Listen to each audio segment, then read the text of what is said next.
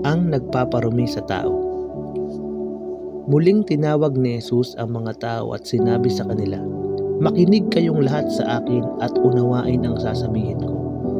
Hindi ang pumapasok sa bibig ng tao ang nagpaparumi sa kanya, kundi ang mga lumalabas sa kanya. Kayong mga nakikinig, dapat nyo itong pag-isipan." Pagkatapos, iniwan niya ang mga tao at pumasok sa bahay. Nang nasa loob na siya, tinanong siya ng mga tagasunod niya kung ano ang ibig sabihin ng talinghaga na iyon.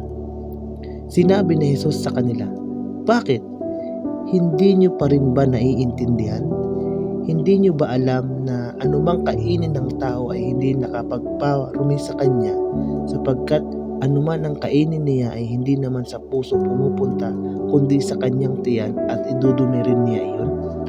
Sa sinabing ito ni Jesus, ipinahayag niya na lahat ng pagkain ay maaaring kainin. Sinabi pa ni Jesus, ang lumalabas sa tao ang nagpaparumi sa kanya sa paningin ng Diyos, sapagkat sa puso ng tao nagmumula ang masasamang pag-iisip na nagtutulak sa kanya na gumawa ng sexual na immoralidad, pagnanakaw, pagpatay, pangangalunya, kasakiman at paggawa ng lahat ng uri ng kasamaan tulad ng pandaraya, kabastusan, inggitan, paninira sa kapwa, pagyayabang at kahangalan. Ang lahat ng kasamaang ito ay nanggagaling sa puso ng tao at siyang nagpaparumi sa kanya.